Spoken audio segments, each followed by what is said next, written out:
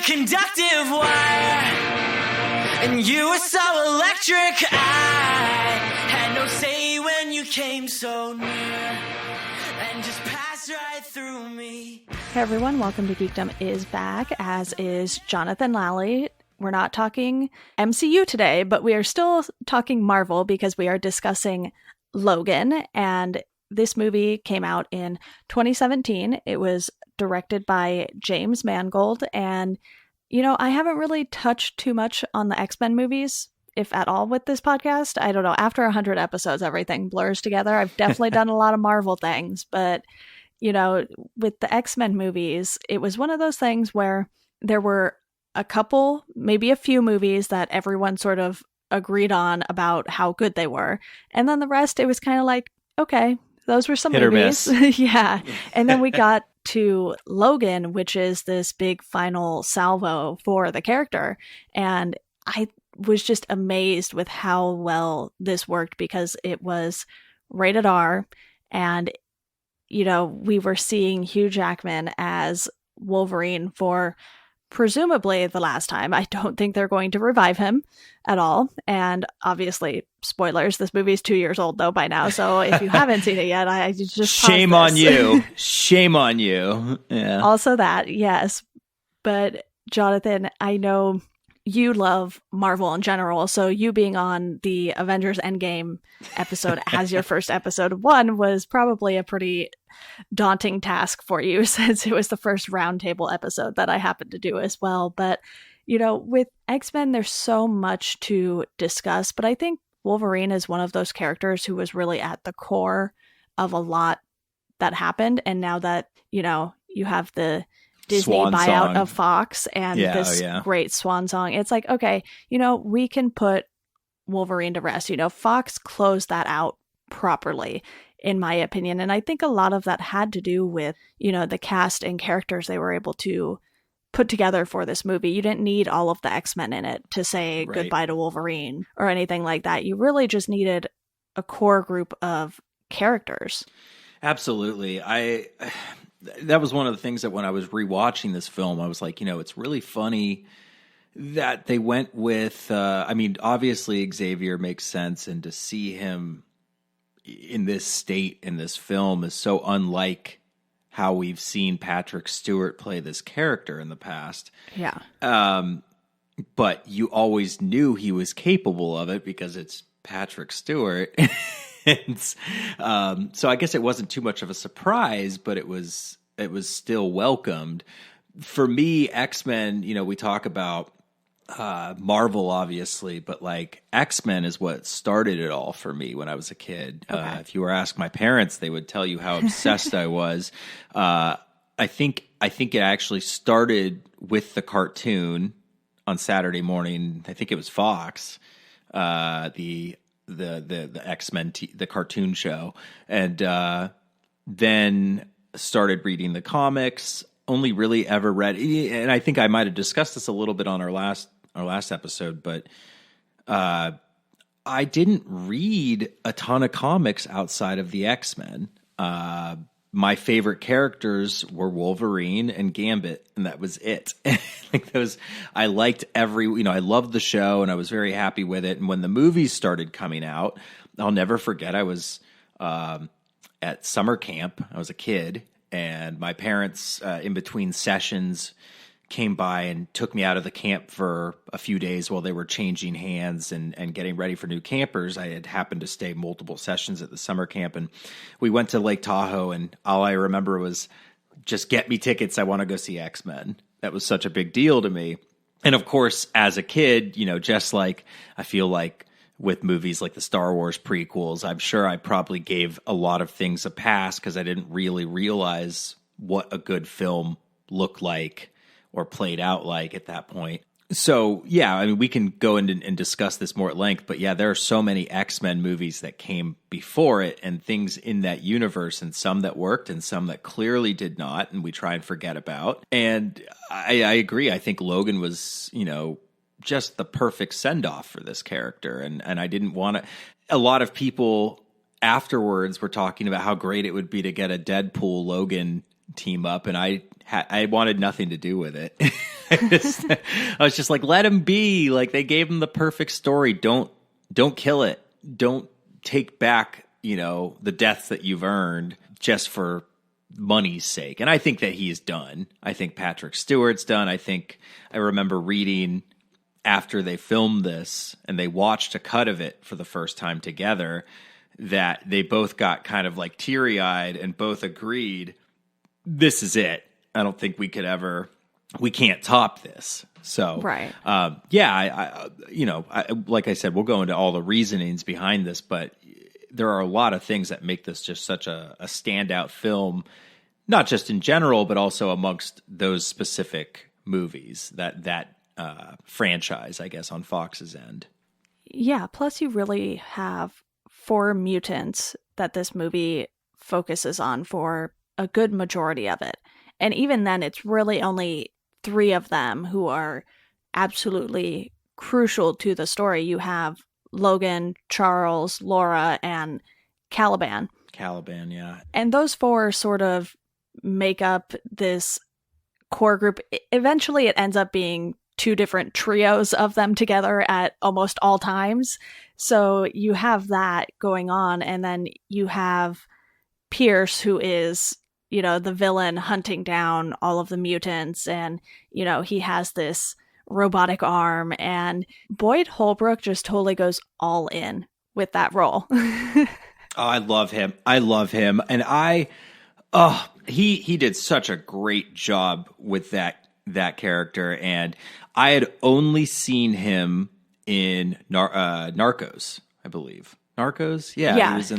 He was in the first 2 seasons of Narcos, and he plays it pretty straight-laced in that show. And so I don't know if it was just how they wrote the character or if they gave him a bunch of room to kind of be creative, but I thought he was such a great bad guy. He's very menacing. And you don't typically, I know it's hard to compare the Fox Marvel or any other Marvel properties to the proper MCU Disney properties, but they've always had kind of a villain problem, and I feel like Boyd Holbrook really kind of fills that spot well. And it's funny, like he kind of shines in comparison to like the other guy that comes in at the end. I forget his name, the scientist, the one that basically Dr. Rice. Yeah, Dr. Rice. I felt he was fine, but he's just like, I felt like he was, if anything, like my one problem with the movie, and it's once again so small, and it's like if I had to make myself pick something, is that I didn't really care about him so much because he came in so late into the movie. I guess he comes in like probably almost 3/4 of the way into the film. Yeah. And I guess they started to tease that with Apocalypse, right? Like they started. Honestly, I did not watch Apocalypse. Oh, it's like God. the one X-Men movie that I haven't watched simply because people were like, you don't need it. Yeah, no. I might watch it eventually, but it's one of those things where I'm just like, everyone I know who saw it was not very fond of it at all. No, so I it's feel not good. okay skipping it. There is one scene though that ties it and kind of foreshadows actually what happens in Logan, where they go to Alkali Lake and they actually stumble upon, I forget what he's called in the comics, I guess X-23. Okay. And she's X-24, but it's like I remember I used to have. Or the other way around. It's something like that. Yeah, it was.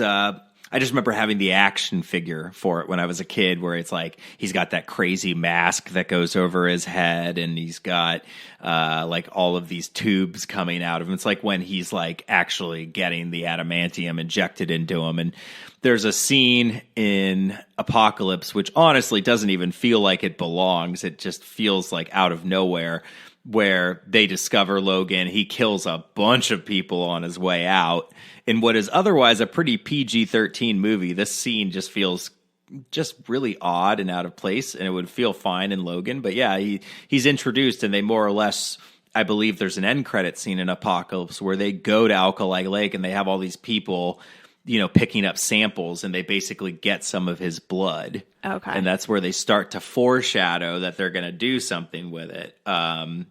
I believe. Yeah. That's not I something think you have Laura to check out. is X-23, yeah, and then the other Oh, that's Logan right. is He's X-24. X-24. You're Yeah. correct. Yeah. Sorry, Weapon X. That's what they used to call it. So Yes. I think it was just when he was Weapon X or whatever, and he might have been the first one. They've since had many, clearly. Oh my God. Yeah. They've done a lot, but you can definitely skip Apocalypse, and I don't even know how I feel about the impending X-Men movie that's coming out. Dark Phoenix, yeah. Dark Phoenix. I don't have Simon Kinberg, who is directing it. I don't know if he wrote it as well, but he's written some pretty divisive things in the Marvel universe. I think at least with the X-Men stuff, and I believe he also wrote Fantastic Four, the reboot recently. So I don't have a lot of faith, but yeah, we'll see. I who knows? Maybe they'll just like try to kill off everyone just because they know it's the end for the Fox X-Men movies. So yeah, overall, I like this film a lot. It's really hard to pick out things that are wrong with it. Yeah, definitely solid cast of characters with this one. And like I was saying, there's really only a few mutants that it focuses on throughout. So you're not sort of bouncing back and forth all the time. Like, wait, who is this? What are their powers? Right. That sort of thing. And at the end, when we do see that larger group of the kids who are all mutants, at that point, it's more about survival than learning about those characters in particular. So the fact that you get so much of them all at once, it actually doesn't detract any from the story, which we can go ahead and dive into, because you have this, reluctant Logan who is driving around using the name James Howlett as a limo driver. And you can tell he's kind of miserable, but he's also just wanting to keep everyone safe. He's always been one of those characters where he acts so gruff and everything like that, but deep down he cares. And that really, really shines in this movie, because he keeps pushing Gabriella and Laura away, and then Gabriella ends up dead, so he's like, crap, okay, I gotta go. And even with that, it's funny, like he doesn't take Laura in until the very last second when he really has to. I mean, even when all those people are descending upon their compound, and he's like, let her worry about herself. She's got this. Like, he's just trying to take care of him and Charles. Right. Cause he knew that, Caliban had been compromised, and, it wasn't really until she quite literally like drops herself in the limo, and then he's like, okay, I guess I'm stuck with you now. So he really does. It seems like he has an immense amount of trust for the people he knows, and he tries to keep that circle small. And this is just it comes out of left field for him. I definitely agree with you. I think that the fact that they used only a small amount of people, and even at when we'll get to it, we'll talk about it. But like even when they're highlighting the powers of these new kids, it's really just to kind of move the story along. It's not actually for the sake of like, look at this. This is like what this fancy person can do, and these are the fancy powers they have. It's really like, oh, we're still like moving towards this thing that we're going for, and like you might see some stuff along the way, but it's not a dog and pony show around those kids. It's you're right. It's really about them surviving and being able to start the next chapter, because what is it? We're told in this film when it starts out that there hasn't been a mutant birth in like over a decade or something like that. I believe Yeah, it's been quite some time, and their kind are dying, basically being killed off or just dying off more naturally, not necessarily completely naturally. But, with that ending there, it's not like they're trying to usher in the next generation for the movies or anything like that. So I think it was a good choice to not put too much emphasis on any one of the characters. You sort of get a little bit of a handful of them, and then they're on their way, and the movie ends. And as far as we know, they're all fine now because, well, all the people going after them are dead. So there is a lot of dying in this movie. There is a lot of death. This movie would not have worked nearly as well if it hadn't been rated R either. You know, Yeah, you I fully need agree. that with Logan if you want to Yeah. give him a proper send off. You know, this character is brutal. And if you're going to go for it with Deadpool and give Deadpool an R rating, it's like, okay, you might as well do it with Logan. Like, if you're going to do it with that, you know, Yeah, I you might agree. as well And- go and- all out. And I think the closest we got to a Wolverine that was like this one, which is ironic because it's just not a violent movie really, but X2, the second X-Men movie. I think that's Right. where everyone was really impressed. And for, you know, I think a lot of people agree that one kind of set the bar probably until Spider-Man 2 came along or something like that. But I thought Wolverine was a lot of fun in that movie because, you know, up until then in the first one, he was always like just kind of there. And now it's like, oh, he's got to defend these people. He's got to kill a bunch of folks. But like that was so that, you know, makes it seem like a Disney movie in comparison to what we got in Logan. And also, you know, we were talking about how they're naturally dying out. I believe Caliban mentions at the beginning, he says, your wounds are not healing anymore. They're starting to be more permanent. One of the favorite lines that I had from Charles in this movie, and it's at the very beginning when you first see that what Charles has become, and he says, oh, so now you recognize me, and he says, I know who you are. It's just I don't he said something like, oh, now you know who I am. And he says, I always know who you are. Just sometimes I don't recognize you. Yeah. And that is, like you said, it kind of shows that Logan is this very broken down person when we meet up with him again at the beginning of this film. And it's become painfully obvious to even those people around him. I mean, Caliban says stuff all the time about how he hears him dreaming, and you've got Charles and everyone. I feel like the world is kind of caving in at all sides for Logan when we start in this movie, and then it just gets worse. So I do agree, though. I do think that the fact that they kept it so small and didn't make this like an end game Infinity War type of thing where we got a ton of characters, and even Caliban is not really a big character. In fact, I guess you're right. You wouldn't have known this because you hadn't seen it, but they have a different actor playing him, but he's in Apocalypse. Oh, okay. He's actually in Apocalypse. It's a completely different actor playing him. I think it was actually Nicholas Hoult that was playing him. No, not Nicholas Hoult. What am I talking about? Because he's Beast. But yeah, someone else, a different actor is playing Caliban in Apocalypse. And so it took me a second to kind of put it together because I believe it's like Stephen Merchant. In this one, yeah. He It still was looks just great. unrecognizable pretty much as the character. It's unbelievable, yeah.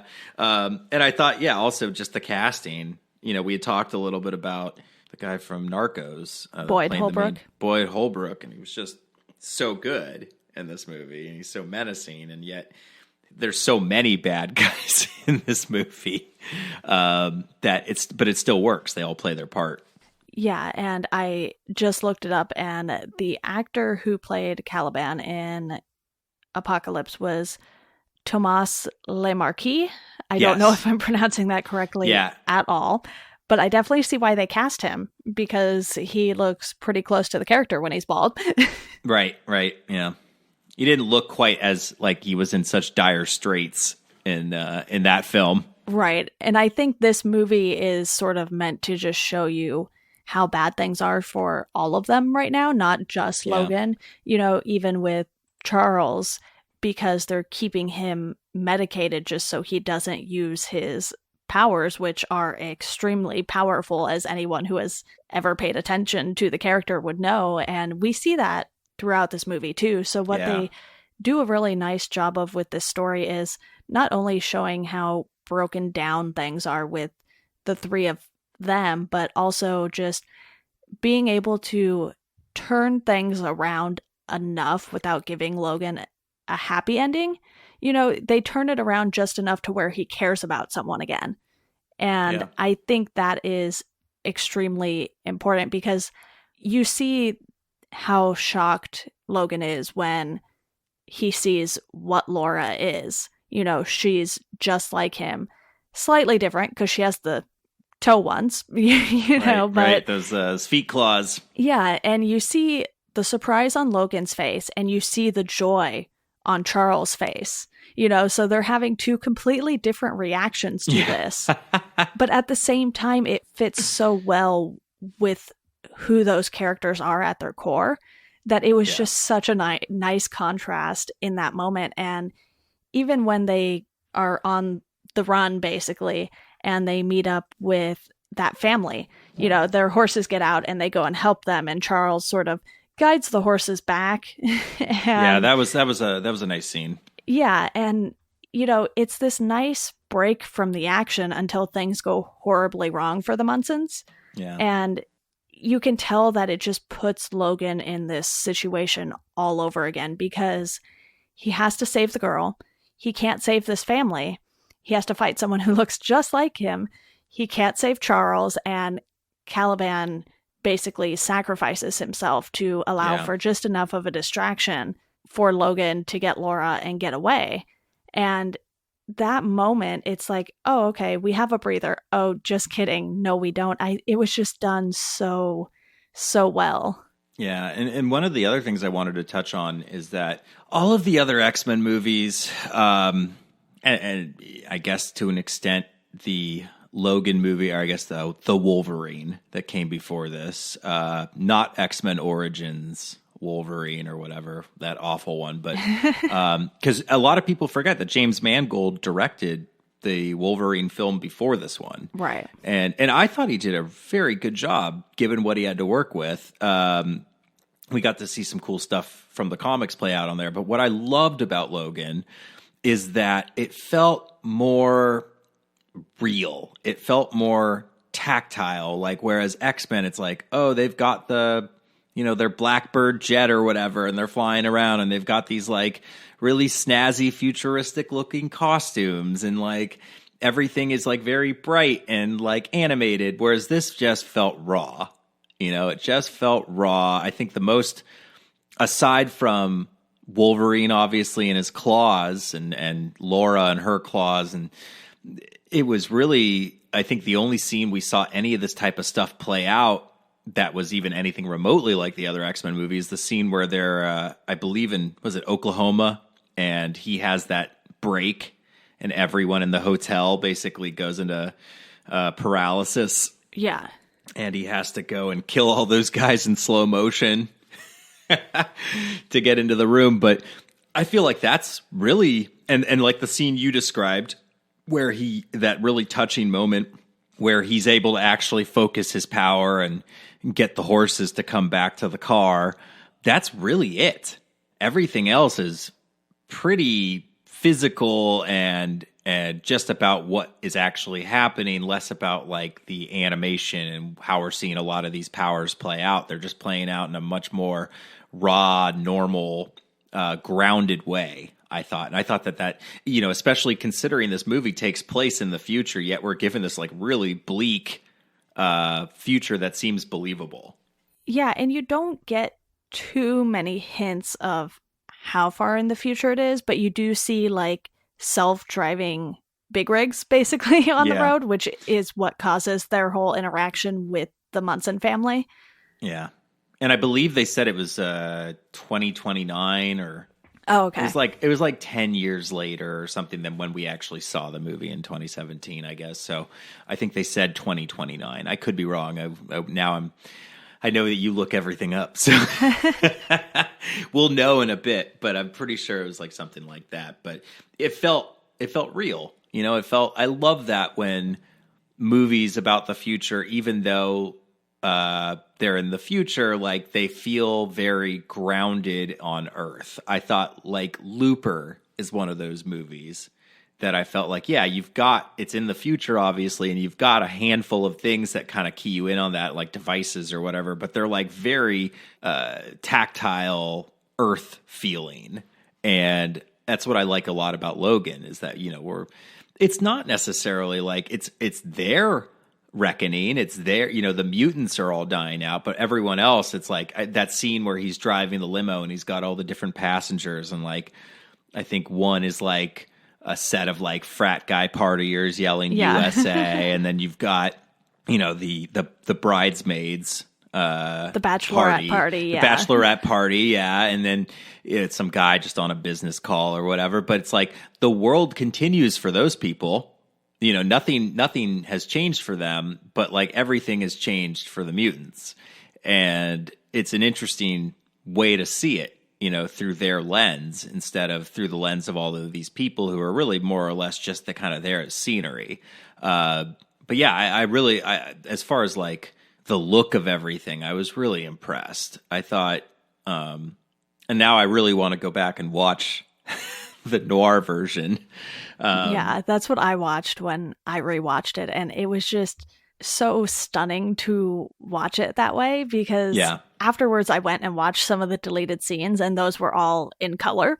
So I was like, oh, this is weird, because I had just watched the entire movie in black and white, but it was nice to sort of get that feel because it does change things a little bit. You know, like the gore in this movie isn't as prominent, I guess, because it's in black and white. And, you know, gore isn't something that personally bothers me. So just to sort of experience it a different way, I was like, oh, I could see why a lot of people would really, really love this version.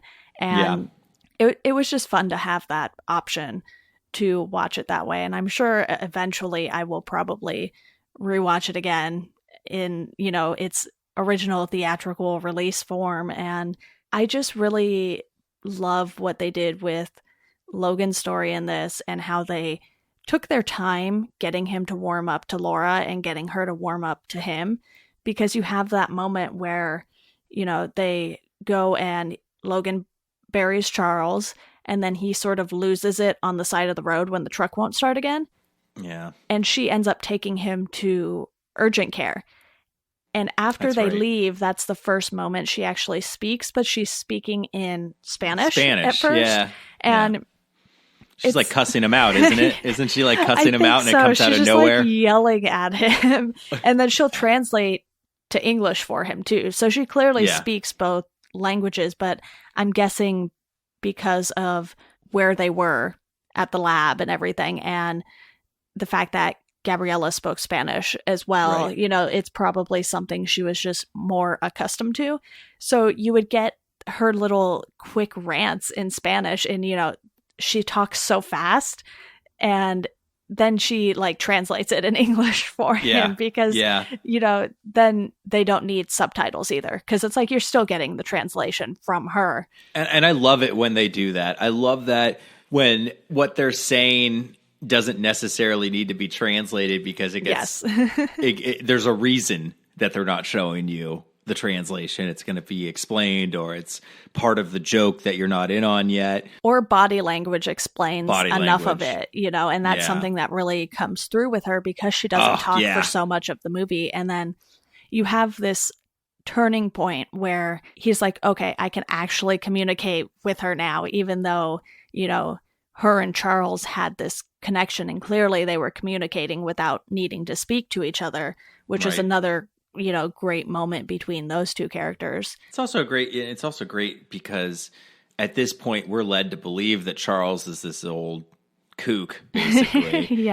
And that was touching, you know, the connection that they have. And you were talking about body language. God, like the stuff, because she's so quiet this entire movie, it's like she relies on body language to really tell a huge portion of this character's story and what she's like. And I just remember that scene where he comes up on the hotel and she's like playing with her ball, you know, and that's like a very important thing to her. And then when she is in the compound and Logan and Charles are outside, and you know, Charles is in the limo, and Logan is talking to all the guys, and they're sending people in, and she's just eating cereal. Yeah, she's like cool as a cucumber, knows what's about to happen. And I do remember that the casting directors and I believe James Mangold had said that it was very important to them that they get someone who was also spoke Spanish and maybe even fluent, that was their first language and English was their second language. I don't remember, but I do remember reading that was something that they were really impressed with and thought that made her, the girl who plays Laura, so awesome. And yeah, she was just, it's amazing for a character who doesn't talk a lot. We got so much out of her. And it's a shame because a lot of people were saying, well, now are we going to get an X-23 movie? She was so popular, and like, of course, the directors and the writers were like, well, yeah, of course, we wrote with that in mind, as they say with every movie like this, where there's, it's very popular and you think that it might have legs to do some other stuff. But I honestly don't know what Disney's going to do. I mean, does Disney see this the same way that they see Deadpool? Because they've already said that Deadpool is safe. Deadpool is gonna continue in some sort of way, and I imagine with Ryan Reynolds. And I don't know if Disney's going to look at this the same way. I mean, these are stories, like you said, they're so well contained, and after everything ends, we're assume that the kids get away and that they have a happy ending or whatnot. And as much as I loved her, and yeah, I think seeing more of her would be cool, I'd be perfectly happy if we didn't. I thought that this was just so well contained and it gave me everything I wanted, and I don't want that to be sullied by something that comes out later. But that said, if they did a movie with her, I would absolutely see it. I have a fear that it won't get made now, with all of these properties now in the hands of Disney, which in a way I'm a huge fan of. But when it comes to Logan, you're like, oh man, like so many possibilities that will never get explored now, for good reason. All the other ones. Yeah, it was like, oh, Fox did something right. Yeah, Fox did something right. Same with, I guess, Deadpool is theirs too, correct? So yeah, I mean, it's like they did a few things right and too little too late. It's just like, which is unfortunate because with this I just remember reading when they were shooting it, they said it was going to go follow the Old Man Logan timeline. And I didn't really know what that was until I looked it up. And when I read that, I was like, this is something that's very intriguing. And then they're like, oh yeah, by the way, it's going to be rated R. I'm like, oh my God, they're going to finally give us the Wolverine that we deserve. Should have been getting. If a guy's got claws for hands, like things are going to get violent. And we never really got that before. We got a little bit of it, but it was not as pronounced. And like you said, I'm the same way. I don't mind violence. I'm a little less into it the older I get, especially like with the stuff that's not cartoony. Like I'm fine with a Die Hard movie or like something silly like Army of the Dead or Evil Dead or something like Army of Darkness, and Evil Dead. But some of the more serious stuff is like it gives me a little bit of anxiety, and I feel like I could see why the noir version for this film would be more appealing to some people. And then yet, like I started watching like the first 5-10 minutes of it where he's cutting up those dudes that are trying to steal his car. And I'm like, oh, I don't know. Like it's cool. It still looks cool, but like, I kind of love the violence of this movie. It's kind of like what made this movie so different. And I felt so weird, like, confessing that to myself. It's like, you really just want to see the violence and like the red and the blood. Okay. Like, but I'm definitely going to give it a shot again. Cause I just, even watching this film in color, you can just tell that it's shot amazing. And some of this stuff would look just as good, if not better, in black and white. So I'm willing to put a lot of that aside, but yeah, I just can't get over, one thing I just kept coming back to, and I know I've touched on this a bunch, but like the visuals, how they presented this future, how they presented a future, like this was the most tangible, realistic version of these characters and their surroundings that we've gotten since even, with the first X-Men movie. Everything was just so, fantasy and bright and rubbery. Yeah. And suits. And it was all about, oh, how do their suits look? And this that couldn't be further from the case here. Like no one cares about that here. And I also love that they make this huge point to talk about the X-Men comics. And there's this scene where they're in the hotel in Oklahoma, and he says, half of this shit didn't happen, or it didn't happen like this, and I love that. I thought that it was one of those few things that could potentially take you out of the moment and make you not like what you're hearing or seeing. And I thought it actually worked very well for this. The fact that he's trying to say, look, we're not as like amazing as you think we are, or that this book makes us out to be. Shit is way worse. People die. You know, it's not nearly as fun and adventurous and heroic as it seems. And that is, I mean, obviously debatable, but it's, as you said, like a very good indication of where Logan is at this point in his life, when this whole opportunity kind of presents itself. So that was another thing I loved. It's just like I said, how real it felt, but also also, you know, grounded in reality. The storyline tended to be. Yeah, I could ramble on. I could ramble forever. I want you to touch in and you know, touch base and see. Yeah, I'm glad you brought up the visuals as a whole, because I feel like sometimes when someone mentions the visuals of a movie, especially with superhero movies, your mind kind of goes to the CGI moments. Right. And we obviously have that here, because it's not like Wolverine is actually sticking claws through anyone's head. Right. You know, no one was harmed in the making of this movie, as far as I know. Yeah. No animals were harmed either, according to the Humane Society. So, good. You know, it's one of those things where you have to have some CGI when it comes to any of these superhero movies. Some have more than others.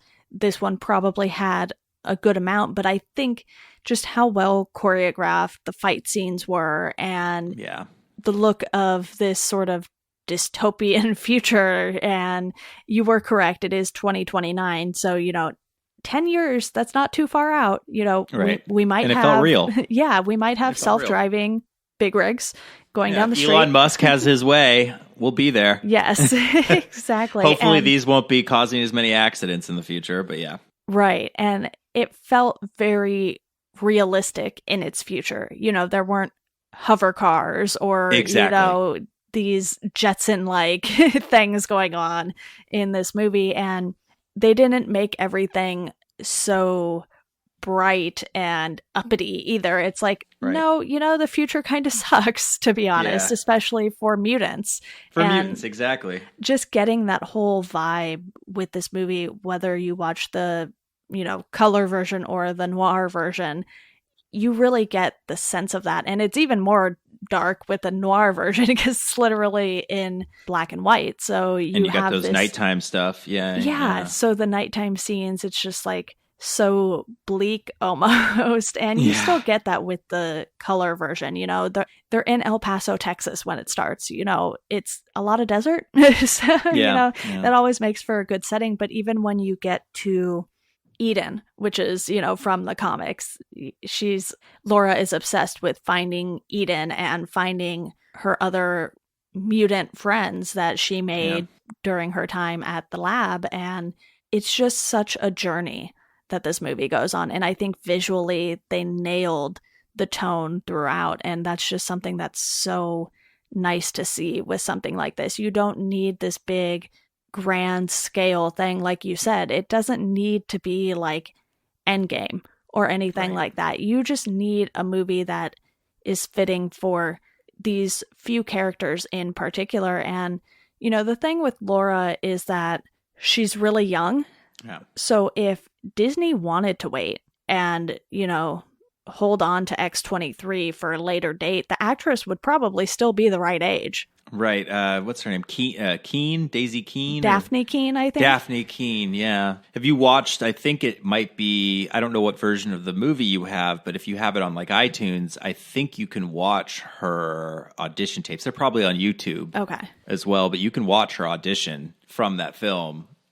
Really impressive. And I agree. I'm just like, at this point, you'll take what they give you. I'll take what they give me from the stuff that worked out of Fox's properties. Like, give me an X-23 movie. Give me more Deadpool.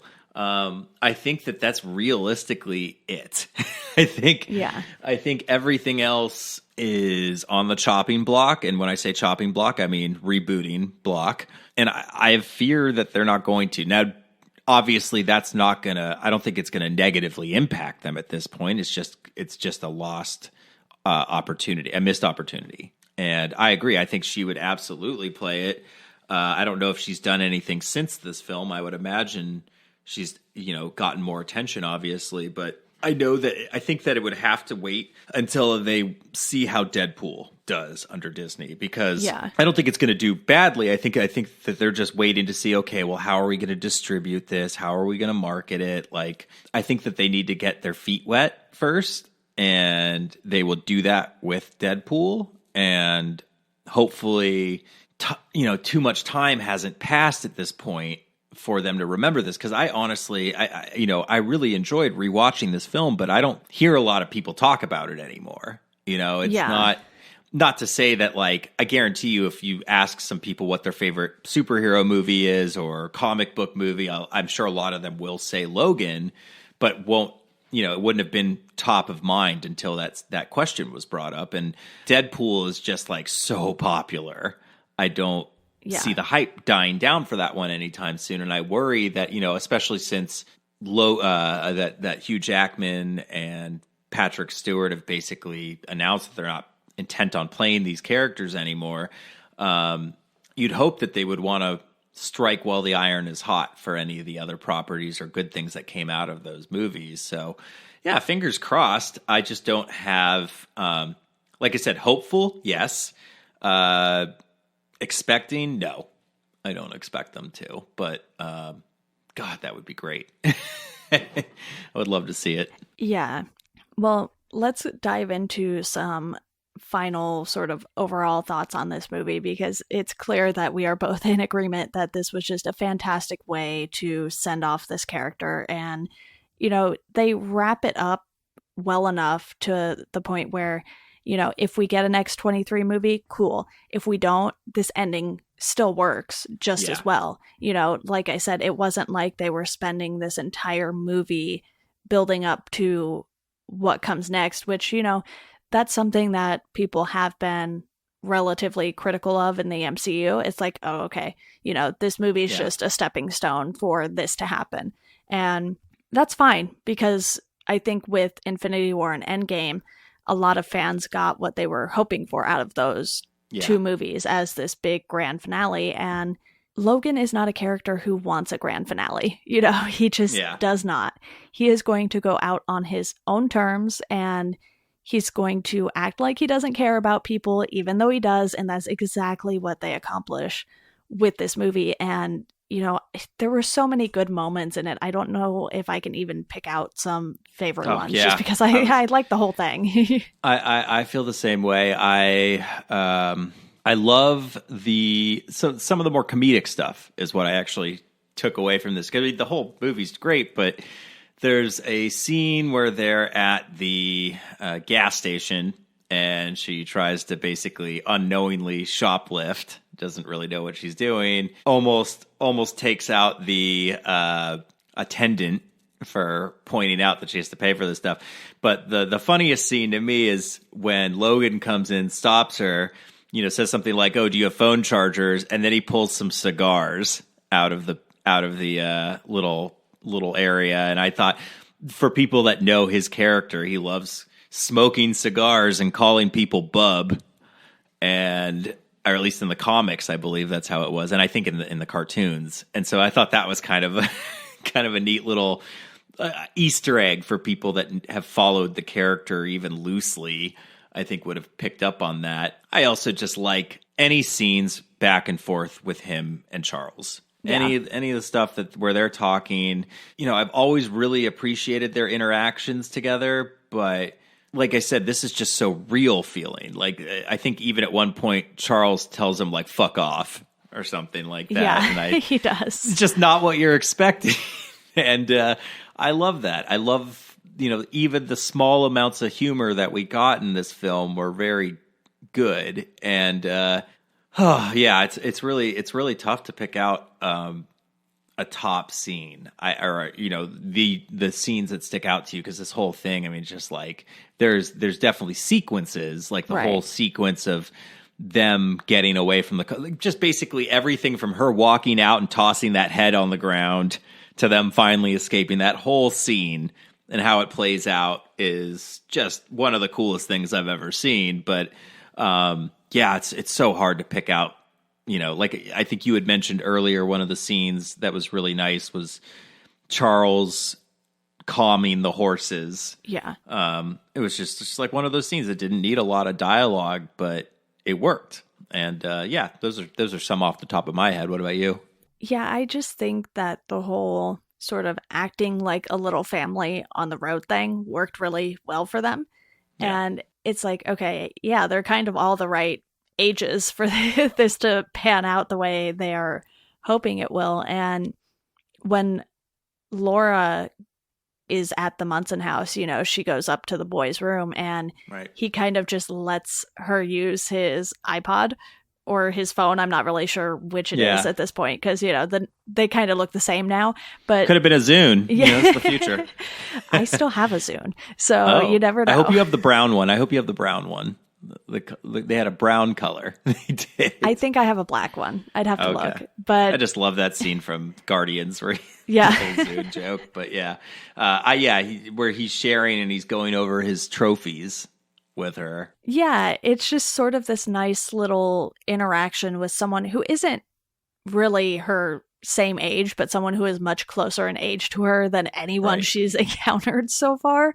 So you just get this sense of she really just wants to find where she fits in. Yeah. And you see that happen later on, obviously, when they do meet up with all of the other kids. But just on this journey, she's like stuck with these two old dudes. And, you know, you just need a little break from that. And she gets that. And then, you know, like I mentioned earlier, things obviously go horribly wrong. But I actually wanted to mention one of the deleted scenes from that dinner, because I went through and I think there's like 7-8 minutes worth of deleted scenes. And one of them mentions Jean Grey. Oh, interesting. And it's at the dinner scene. And Charles is just like, yeah, he killed her. And it was just like, what? It's just like, wow, they really almost went there with that moment. And you can sense just like all of the air being sucked out of the room. And there's so much tension between all of the characters in the room at that moment. And, you know, Mrs. Munson, she kind of just has this look on her face like, who did we just invite into our house?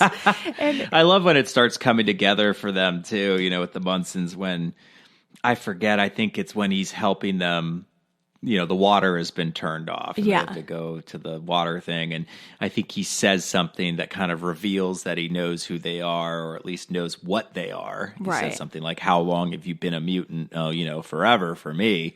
I read that in early drafts of the script, they had actually written in a flashback scene, which showed Charles basically destroying everyone at the X Mansion, and that it was just too dark and bleak for an already dark movie.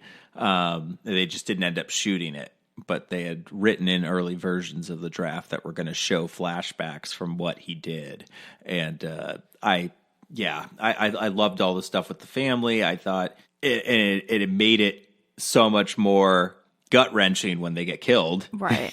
You're just like, oh no, like the only nice people we've met in this whole movie. Like everyone's got a chip on their shoulder, even the nicest of the mutants, you know. I guess Xavier doesn't really count, but you know, Caliban is cold and calculated and a little upset. And they're like the nicest people we meet.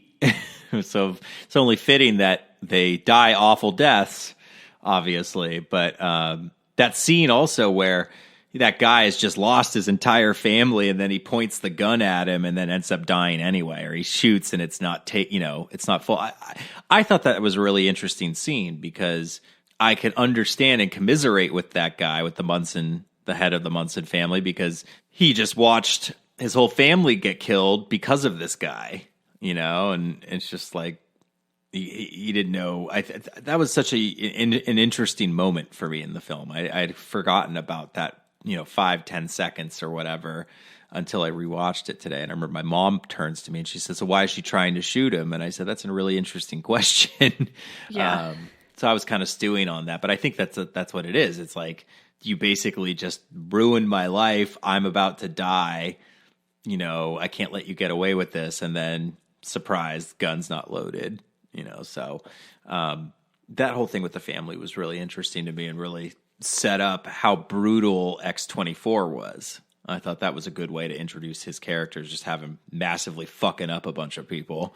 But yeah, I thought that was good. And I thought all the scenes, like I said, with Charles and Logan exchanging dialogue were enjoyable.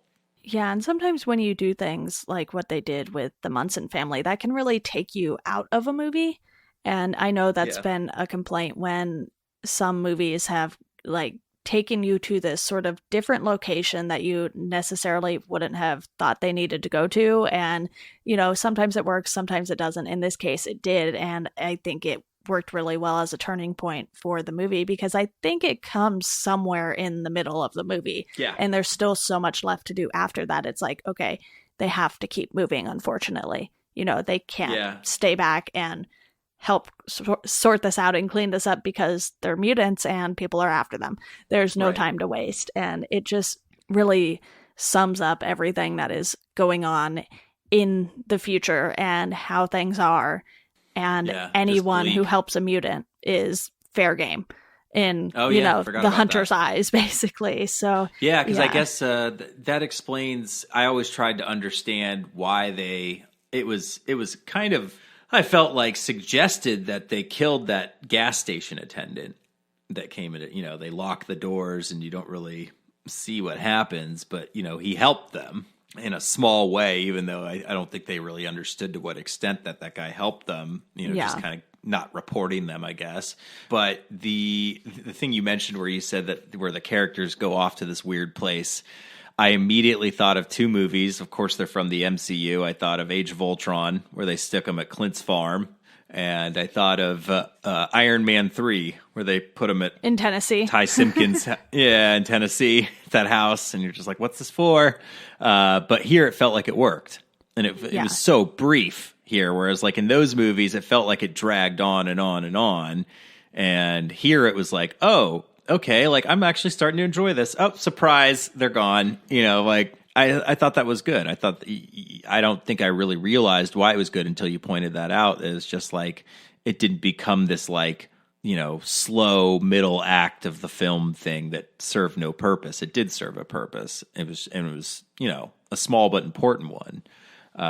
So that was, I did enjoy that whole thing with the family being involved. Yeah, it was a nice moment until it wasn't. And you really, it just hits you so hard and you're like, oh man, I had forgotten about that moment too. I was like, oh yeah, this happens, you know. Innocence. No one likes innocents getting killed, especially like, and it's funny, we didn't even spend a lot of time with them, but based on how they treated our characters, we like them. Right. You know, we liked them because they had a good connection with them and weren't awful pieces of shit like so many of the other people in these films. And they let Laura eat like a maniac, so yeah, they let her go to town on the food, so it was nice. But I thought, you know, everything, I don't think we've talked a lot about the other kids. I know that we had said it was nice that they didn't make this huge focus on them, but the way that they all banded together at the end was really impressive. And I also really liked that we got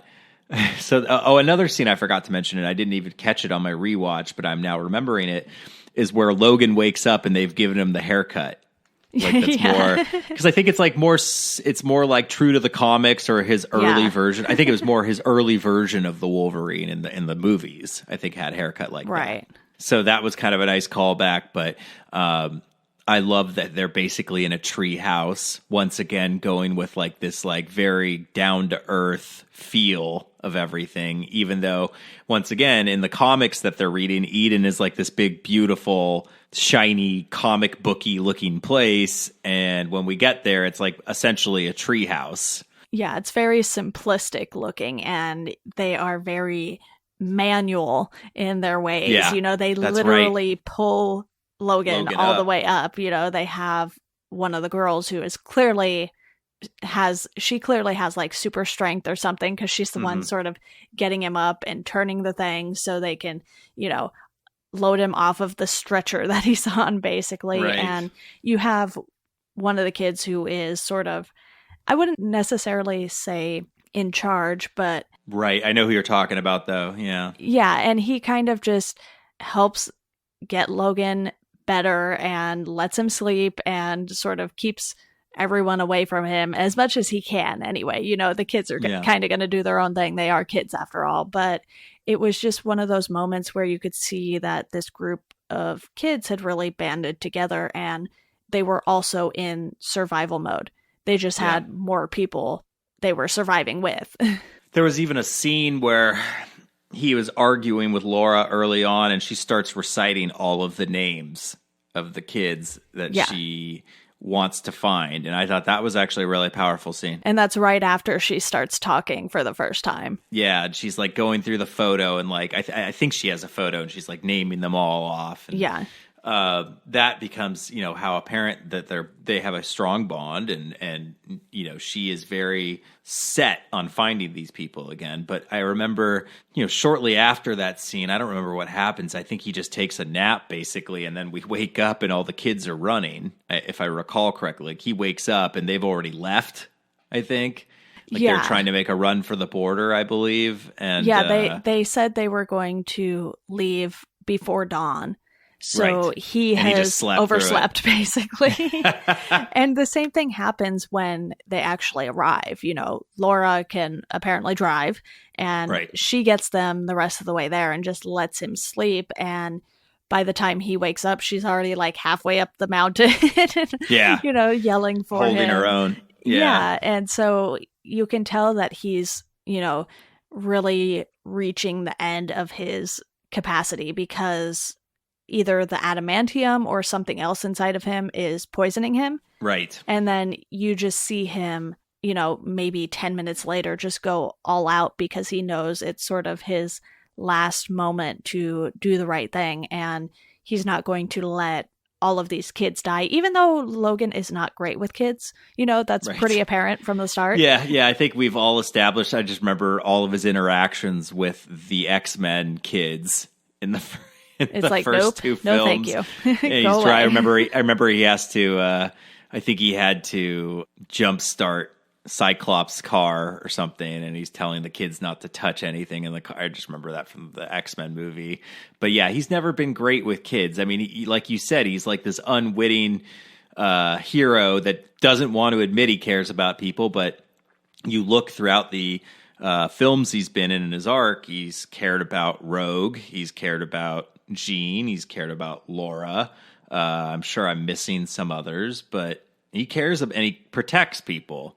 I think having it be that he's protecting these kids, I guess he did a little bit of that in the X-Men films, but I also, like you said, he goes full blown on all that serum, which I don't know if it counts, but someone used to tell me it was like berserker mode or something. Like he would have this thing. I think he also had it in like the X-Men video games that you could play, Berserker, Wolverine. I'm going to now look this up and text it to you after we're done. It sounds like it would be accurate for Wolverine. Yeah. A lot of similar to what we got in Endgame with those characters. I think we got a lot of fan service things in this movie. Same way, with the Wolverine character. And that last scene where he's hunting everyone down in the forest was one of the craziest things I'd ever seen. And everything where he's fighting X-24, it just seems brutal. Yeah, that was tough. And then I don't think I actually really realized that they were going to kill him until it actually happened. Like I still think I was in, even though you're right, the writing was on the wall. He was getting visibly worse as the movie went on, and as even when we start the movie, he's like just not in great shape. I felt that was cool, seeing him on his last legs just give his all. But in addition to that, I felt like his death was very poetic. The funeral that he got with the pile of rocks, basically, and then she turns. I thought that was also a great nod, where she turns the cross into an X at the end, which was just, I thought, pitch perfect for that series. I thought like that worked so well. It's almost like they should have just ended the X-Men movies with this one. Yeah. Oh God. I I think a lot of people saw that film and said they should just stop here, but because it's not an X-Men movie, they weren't going to. Yeah. But yeah, obviously, I guess this. Who knows if we'll even get the New Mutants movie?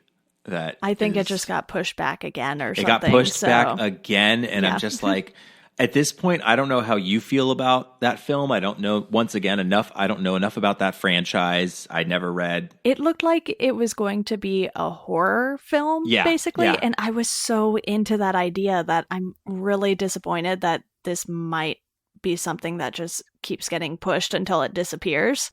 Maybe it'll be something that they put on their streaming service, to like pad it out when it comes out. Maybe. When Disney Plus comes out, it could be that. I think they just spent too much money on it to do that. I think it has to have some sort of theatrical release if it's going to come out. And they had an impressive cast too. Yeah, and they finally killed the Gambit movie, I believe. But I'm so bummed about that. But as far as Logan goes, I think it should have been the end. But I get why it didn't have to be the end, because it wasn't a quote unquote X-Men movie, even though the main guy, Charles, is dead. So it's like, do we really need to wrap things up? Because from what I can tell, Dark Phoenix is going back in time to a younger Jean Grey. So it's like, wait, what's going on here? Do we need this? Yeah. She was the Jean Grey. She was the Jean Grey in Apocalypse that was introduced in the. Okay, so it's Sophie Turner. I missed one movie, and this is what happens. Yeah, those are all the new X-Men plus Quicksilver. So, I mean, you pretty much the new X-Men lineup right now in the movies. I don't think Magneto is part of it when we start. When we see Dark Phoenix, I don't think he's going to be part of the X-Men, but he's in the movie. I know he's in the movie. I suspect that this will be, this will definitely be the last we hear of the X-Men out of the Fox side of things. But, and who knows who they'll keep on board, or if they'll just recast everything. It's crazy. I think they're just going to recast everything. I think they should. Only exception, I think they should too, and I think it's crazy. I've had conversations with friends of mine who have their own movie podcast, and shouts to Mad About Movies. Those guys are awesome, but it's funny. My friend Kent, he is like convinced that they're going to keep some of them. And I'm like, why wouldn't they just reboot the entire thing? That doesn't make any sense to keep some of them around. Like I said, Deadpool makes sense because it is just such a powerhouse at the box office, and it's established, and they don't really need, they could even write some of those things out and still have it work. But I just don't see it happening with these older existing characters. And Deadpool was never like truly tied to those X-Men movies, so I feel like that's just a whole different ballgame there. But I think we can wrap up this Logan discussion before we dive too far into a tangent on X-Men in general, which is easy to do. I will be doing a Dark Phoenix episode, and I think Mirjani and I are going to tie that in with another one of the previous X-Men movies. So if you're looking for more X-Men talk, we'll be back in about a month or so. I don't know. Dates. I don't have these things figured out this far in advance, apparently.